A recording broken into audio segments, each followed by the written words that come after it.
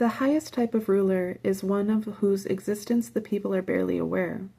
Next comes one whom they love and praise. Next comes one who they fear. Next comes one who they despise and defy. When you are lacking in faith, others will be unfaithful to you. The sage is self-effacing and scanty of words.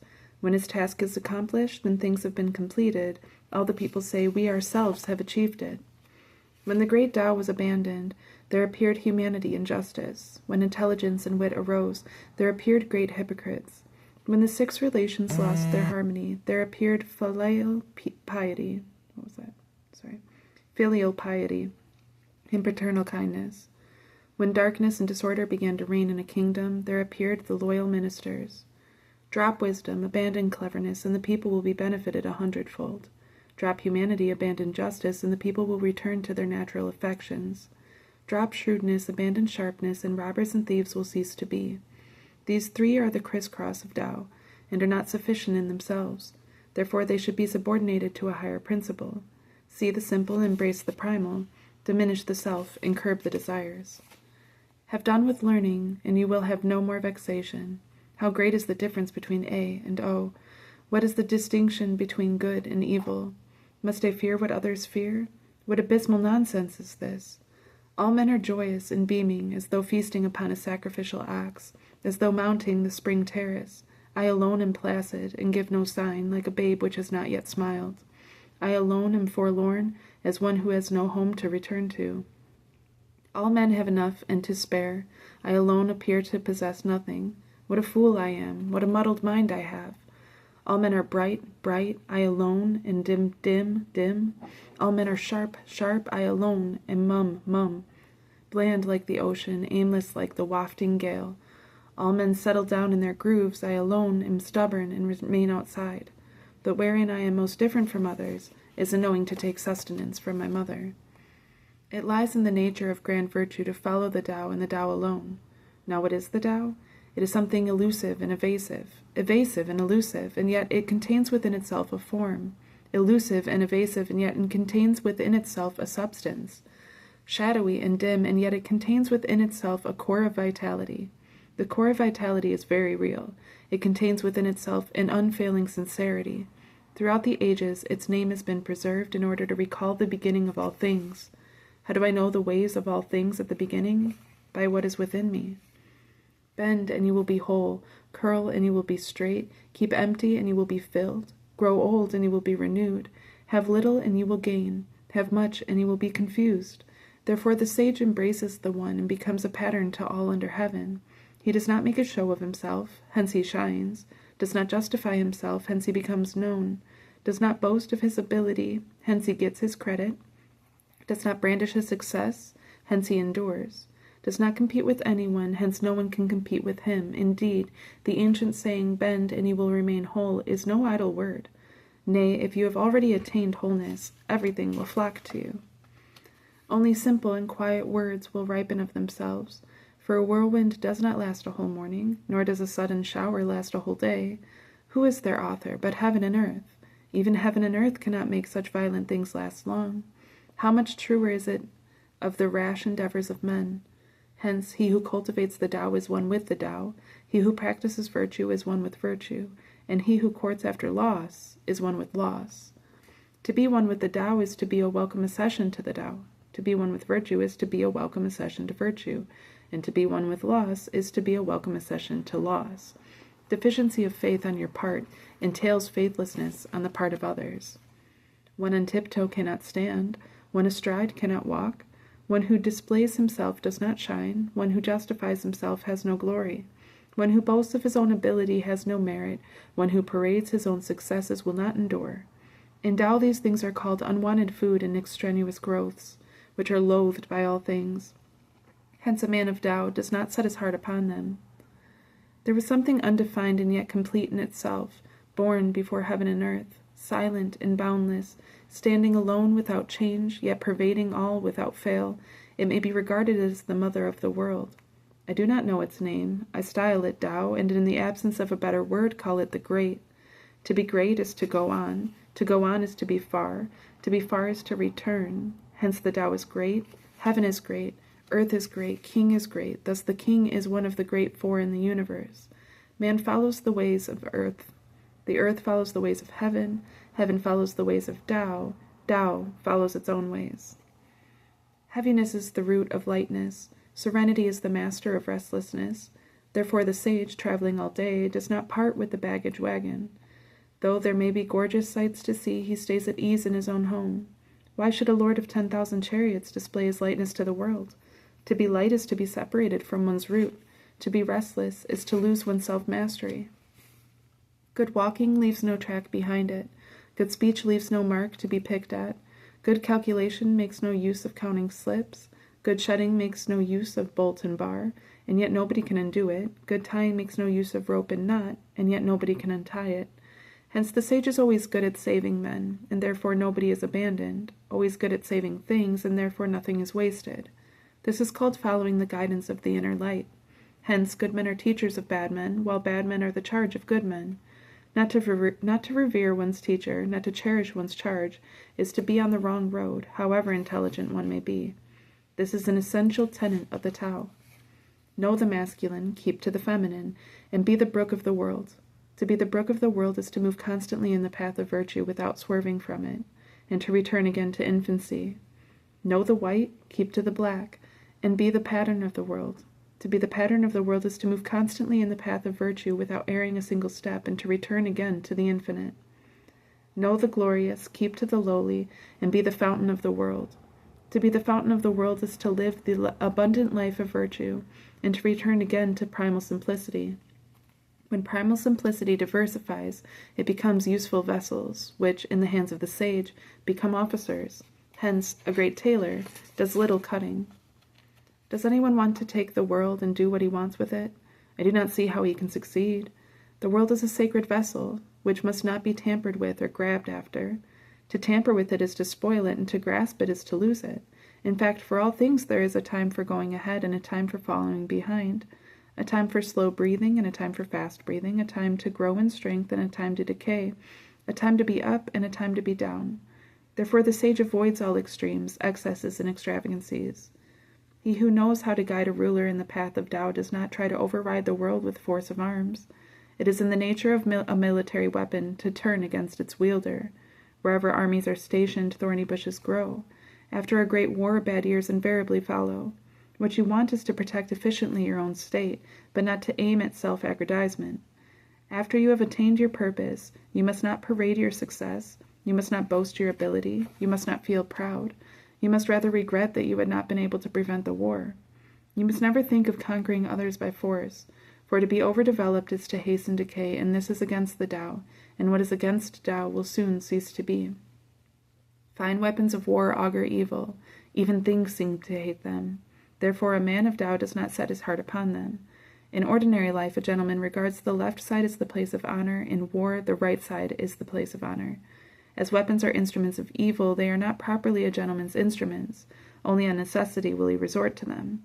For peace and quiet are dearest to his heart, and to him even a victory is no cause for rejoicing. To rejoice over a victory is to rejoice over the slaughter of men. Hence a man who rejoices over the slaughter of men cannot expect to thrive in the world of men. On happy occasions the left side is preferred, on sad occasions the right side. In the army the lieutenant commander stands on the left, while the commander-in-chief stands on the right. This means that war is treated on par with a funeral service. Because many have been killed, it is only right that survivors should mourn for them. Hence, every victory is a funeral. Hence, even a victory is a funeral. Tao is always nameless. Small as it is in its primal simplicity, it is inferior to nothing in the world. If only a ruler could cling to it, everything will render homage to him. Heaven and earth will be harmonized and send down sweet dew. Peace and order will reign among the people, without any command from above. When once the primal simplicity diversified, different names appeared. Are there not enough names now? Is this not the time to stop? To know when to stop is to perceive. Is this not the time to stop? To know when to stop is to preserve ourselves from danger. The Tao is to the world what a great river or an ocean is to the streams and brooks. He who knows men is clever. He who knows himself has insight. He who conquers men has force. He who conquers himself is truly strong. He who knows when he has got enough is rich, and he who adheres assiduously to the path of Tao is a man of steady purpose. He who stays where he has found his true home endures long, and he who dies but perishes not enjoys real longevity. The great Tao is like a universal flood. How can it be turned to the right or to the left? All creatures depend on it, and it denies nothing to anyone. It does its work, but it makes no claims for itself. It clothes and feeds all, but it does not lord it over them. Thus it may be called the little. All things return to it as to their home, but it does not lord it over them. Thus it may be called the great. It is just because it does not wish to be great. It is just because it does not wish to be great that its greatness is fully realized. He who holds the great symbol will attract all things to him. They flock to him and receive no harm, for in him they find peace, security, and happiness. Music and dainty dishes can only make a passing guest pause, but the words of Tao possess lasting effects, though they are mild and flavorless, though they appeal neither to the eye nor to the ear. What is in the end to be shrunken begins by first being stretched out. What is in the end to be weakened begins by being first made strong. What is in the end to be thrown down begins by being first set on high. What is in the end to be despoiled begins by being first richly endowed. Herein is the subtle wisdom of life. The soft and weak overcomes the hard and strong. Just as the fish must not leave the deep, so the ruler must not display his weapons. Tao never makes any ado, and yet it does everything. If a ruler can cling to it, all things will grow of themselves. When they have grown and tend to make a stir, it is time to keep them in their place by the aid of the nameless primal simplicity, which alone can curb the desires of men. When the desires of men are curbed, there will be peace, and the world will settle down of its own accord. High virtue is non-virtuous. Therefore, it has virtue. Low virtue never frees itself from virtuousness, therefore it has no virtue. High virtue makes no fuss and has no private ends to serve. Low virtue not only fusses, but has private ends to serve. High humanity fusses, but has no private ends to serve. High morality not only fusses, but has private ends to serve. High ceremony fusses, but finds no response. Then it tries to enforce itself with rolled-up sleeves. Failing Tao, man resorts to virtue. Failing virtue, man resorts to humanity. Failing humanity, man resorts to morality. Failing morality, man resorts to ceremony. Now, ceremony is the merest husk of faith and loyalty. It is the beginning of all confusion and disorder. As to foreknowledge, it is only the flower of Tao and the beginning of folly. Therefore, the full man sets his heart upon the substance rather than the husk, upon the fruit rather than the flower. Truly, he prefers what is within to what is without. From of old there are not lacking things that have attained oneness. The sky attained oneness and became clear. The earth attained oneness and became calm. The spirits attained oneness and became charged with mystical powers. The fountains attained oneness and became full. The 10,000 creatures attained oneness and became reproductive. Barons and princes attained oneness and became sovereign rulers of the world. All of them are what they are by virtue of oneness. If the sky were not clear, it would be likely to fall to pieces. If the earth were not calm, it would be likely to burst into bits. If the spirits were not charged with mystical powers, they would be likely to cease from being, and if the fountains were not full, they would be likely to dry up. If the 10,000 creatures were not reproductive, they would be likely to come to extinction, and if the barons and princes were not the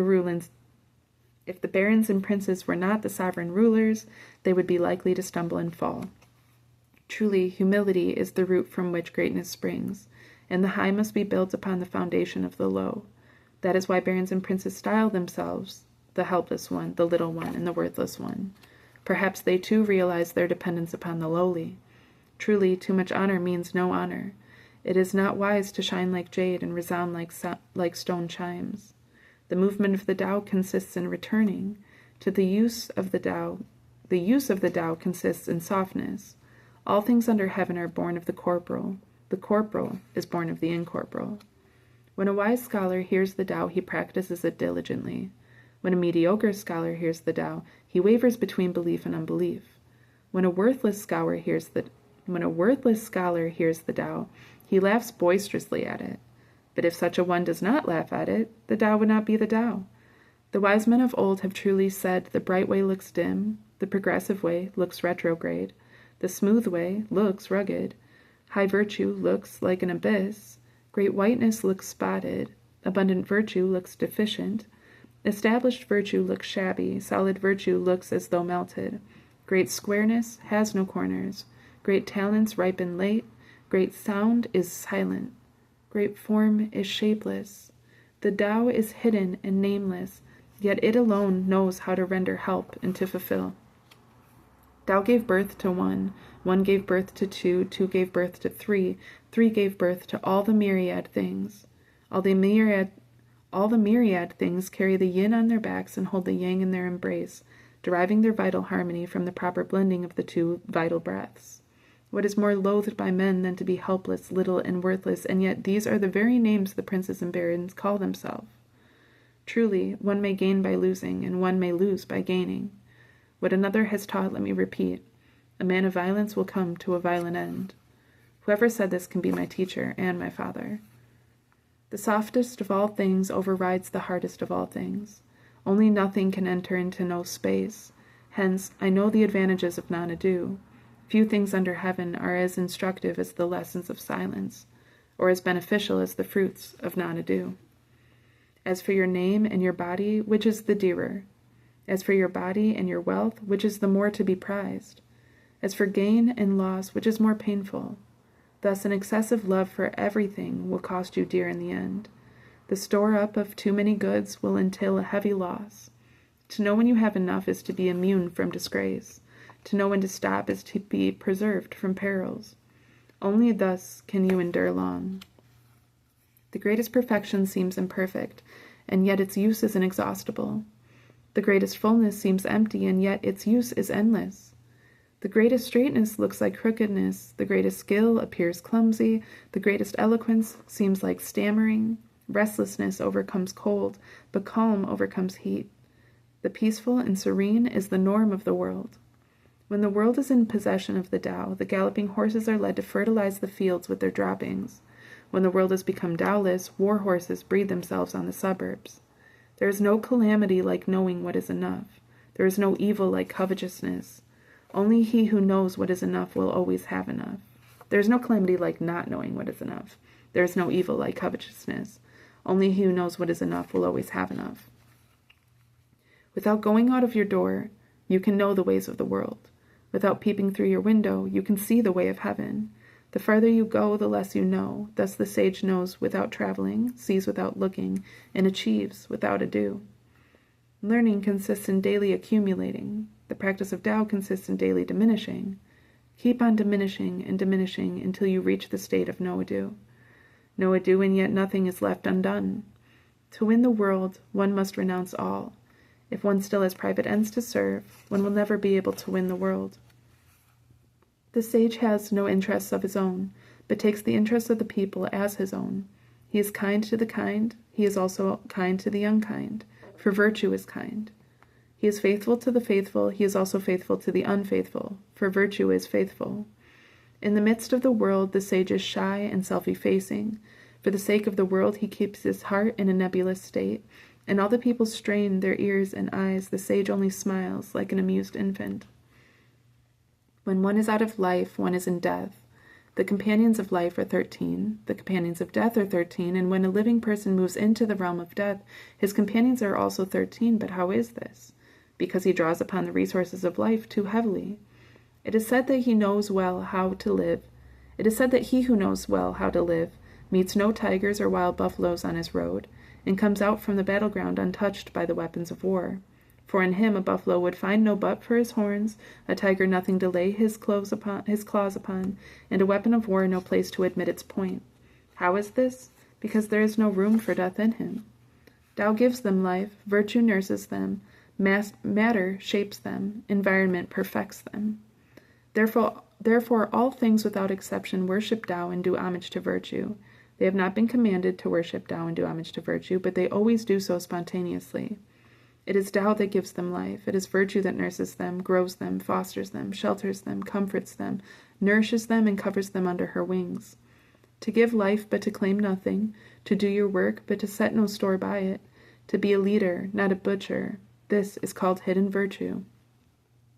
All under heaven have a common beginning. This beginning is the mother of the world. Having known the mother, we may proceed to know her children. Having known the children, we should go back and hold on to the mother. In so doing, you will incur no risk, even though your body be annihilated. Block all the passages and shut all the doors, and to the end of your days you will not be worn out. Open the passages, multiply your activities, and to the end of your days you will remain helpless.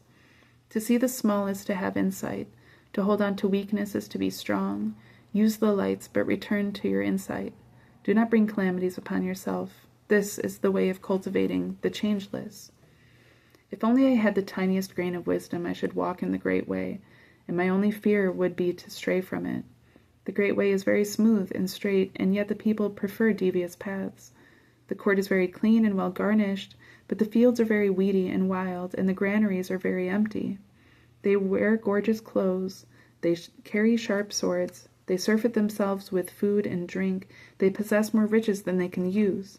They are the heralds of brigandage. As for Tao, what do you know about it? What is well planted cannot be uprooted.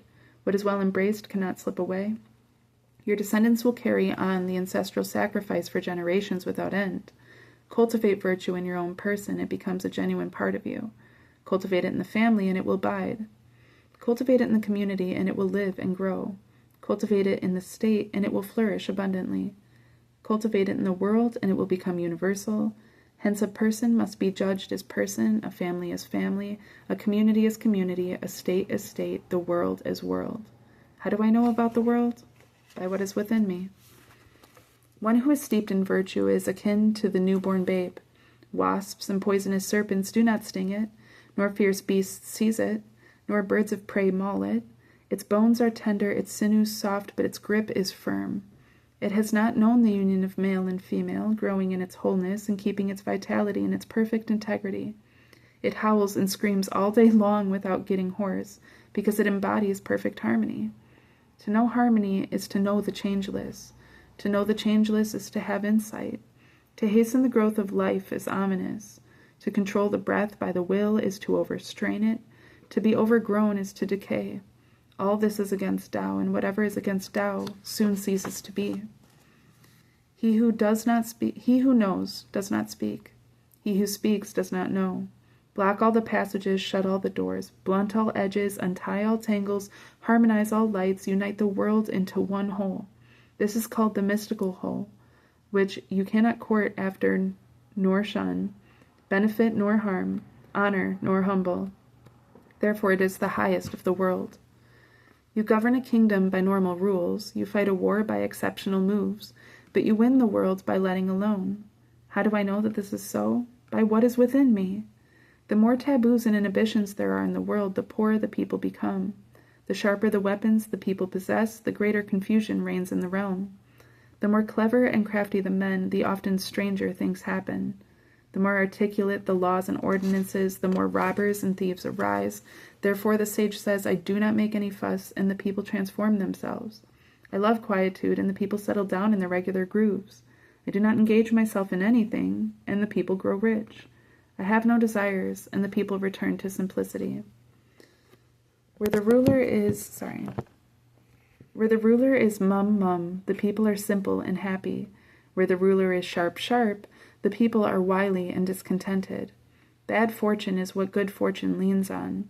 Good fortune is what bad fortune hides in. Who knows the ultimate end of this process? Is there no norm of right?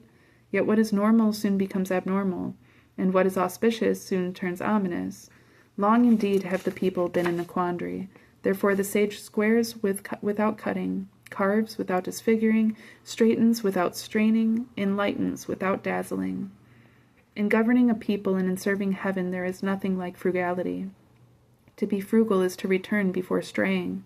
To return before straying is to have a double reserve of virtue. To have a double reserve of virtue is to overcome everything. To overcome everything is to reach an invisible height. Only he who has reached an invisible height can have a kingdom. Only he who has got the mother of a kingdom can last long. This is the way to be deep-rooted and firm-planted in the Tao, the secret of long life and lasting vision. Ruling a big kingdom is like cooking a small fish. When a man of Tao reigns over the world, demons have no spiritual powers. Not that the demons have no spiritual powers, but the spirits themselves do not harm men. Not that the spirits do no harm to men, but the sage himself does no harm to his people. If only the ruler and his people would refrain from harming each other, all the benefits of life would accumulate in the kingdom. A great country is like the lowland toward which all streams flow. It is the reservoir of all under heaven, the feminine of the world. The feminine always conquers the masculine by her quietness, by lowering herself through her quietness. Hence, if a great country can lower itself before a small country, it will win over the small country. And if a small country can lower itself before a great country, it will win over the great country. The one wins by stooping, the other by remaining low. What a great country wants is simply to embrace more people, and what a small country wants is simply to come to serve its patron. Thus each gets what it wants, but it behooves a great country to lower itself. The Tao is the hidden reservoir of all things. A treasure to the honest, it is a safeguard to the erring. A good word will find its own market. A good deed may be used as a gift to another. That a man is straying from the right path is no reason that he should be cast away. Hence, at the enthronement of the emperor, or at the installation of the 3 ministers, let others offer their discs of jade, following it up with teams of horses. It is better for you to offer the Tao without moving your feet. Why did the ancients prize the Tao? Is it not because by virtue of it he who seeks finds, and the guilty are forgiven? That is why it is such a... Why did the ancients prize the Tao? Is it not because by virtue of it he who seeks finds, and the guilty are forgiven? That is why it is such a treasure to the world. Do the non-ado.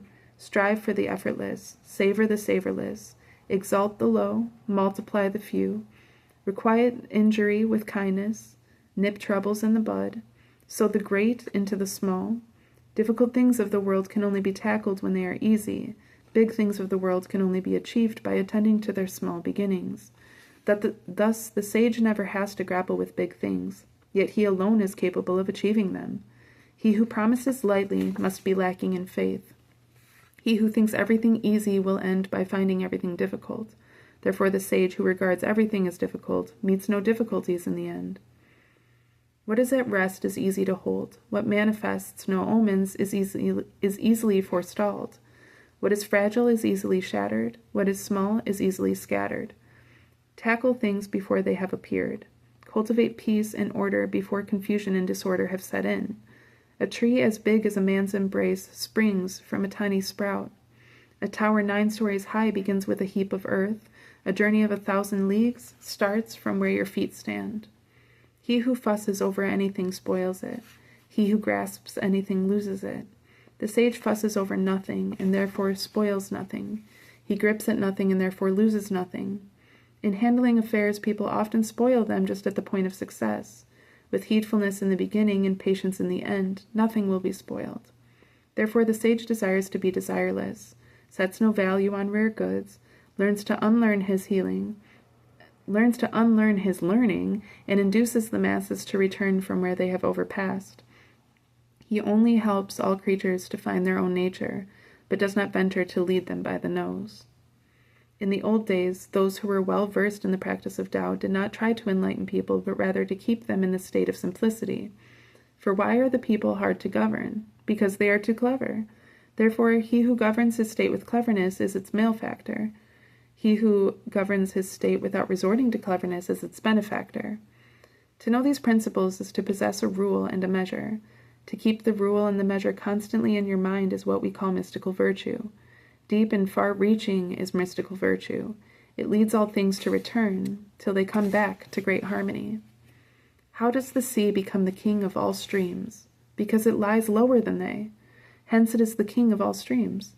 Therefore the sage reigns over the people by humbling himself in speech, and leads the people by putting himself behind. Thus it is that when a sage stands above the people, they do not feel the heaviness of his weight, and when he stands in front of the people, they do not feel hurt. Therefore all the world is glad to push him forward without getting tired of him. Just because he strives with nobody, nobody can ever strive with him. All the world says that my Tao is great, but seems queer, like nothing on earth. But it is just because my Tao is great that it is like nothing on earth. If it were like anything on earth, how small it would have been from the very beginning. I have 3 treasures which I hold fast and watch over closely.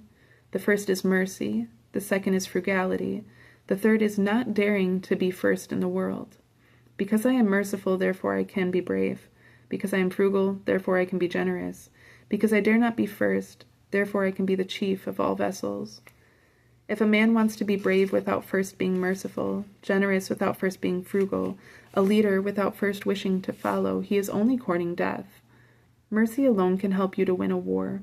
Mercy alone can help you to defend your state, for heaven will come to the rescue of the merciful and protect him with its mercy. A good soldier is never aggressive. A good fighter is never angry.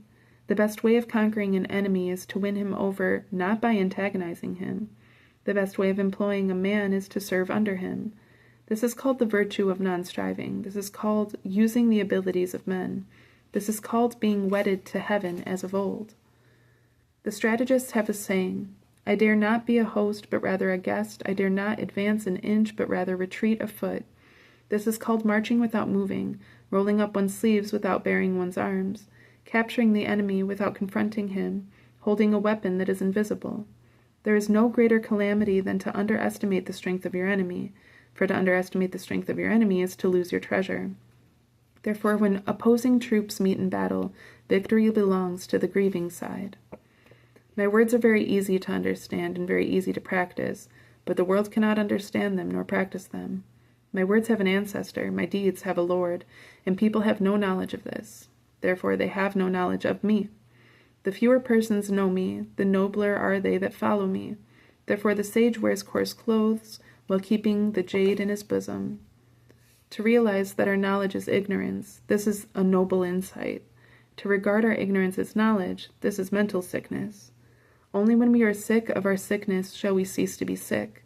The sage is not sick, being sick of sickness. This is the secret of health. When the people no longer fear your power, it is a sign that a greater power is coming.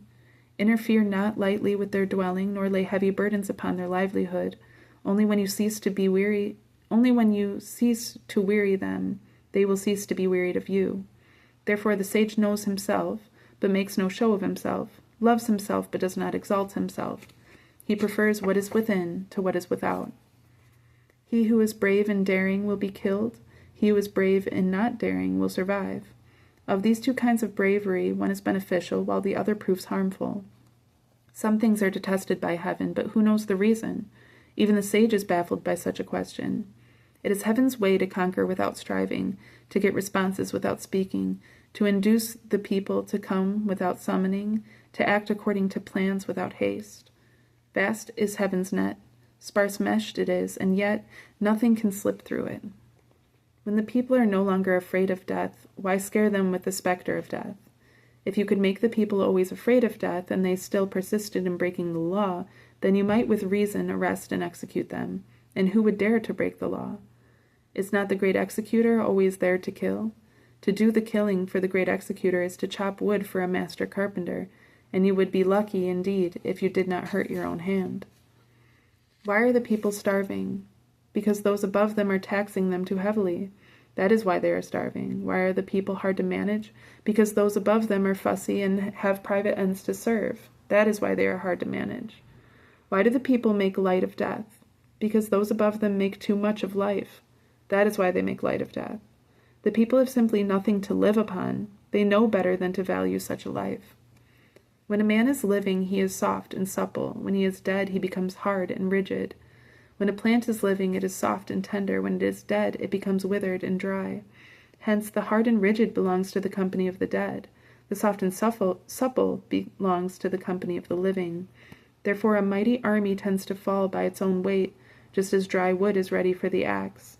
The mighty and great will be laid low. The humble and weak will be exalted. Perhaps the way of heaven may be likened to the stretching of a composite bow. The upper part is depressed, while the lower is raised. If the bowstring is too long, it is cut short. If too short, it is added to. The way of heaven diminishes the more than enough to supply the less than enough. The way of man is different. It takes from the less than enough to swell the more than enough. Who except a man of the Tao can put his superabundant riches to the service of the world. Therefore, the sage does his work without setting any store by it, accomplishes his task without dwelling upon it. He does not want his merits to be seen. Nothing in the world is softer and weaker than water, but for attacking the hard and strong there is nothing like it, for nothing can take its place. That the weak overcomes the strong and the soft overcomes the hard, this is something known by all, but practiced by none. Therefore the sage says, to receive the dirt of a country is to be lord of its soil shrines. To bear the calamities of a country is to be prince of the world. Indeed, truth sounds like its opposite. When a great wound is healed, there will still remain a scar. Can this be a desirable state of affairs? Therefore the sage, holding the left hand tally, performs his part of the covenant, but lays no claims upon others. The virtuous attends to his duties. The virtueless knows only to levy duties upon the people. The way of heaven has no private affections, but always accords with the good. Ah, for a small country with a small population, though there are highly efficient mechanical contrivances, the people have no use for them. Let them mind death and refrain from migrating to distant places. Boats and carriages, weapons and armor there may still be, but there are no occasions for using or displaying them. Let the people revert to communication by knotting cords.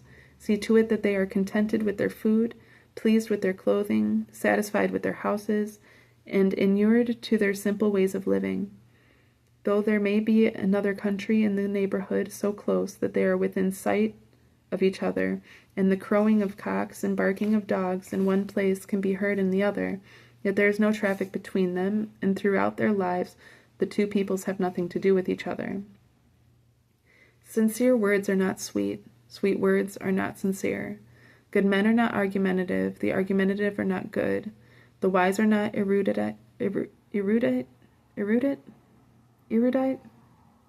I don't know. The erudite are not wise. The sage does not take to hoarding. The more he lives for others, the fuller is his life. The more he gives, the more he abounds. The way of heaven is to benefit, not to harm. And the way of the sage is to do his duty, not to strive with anyone.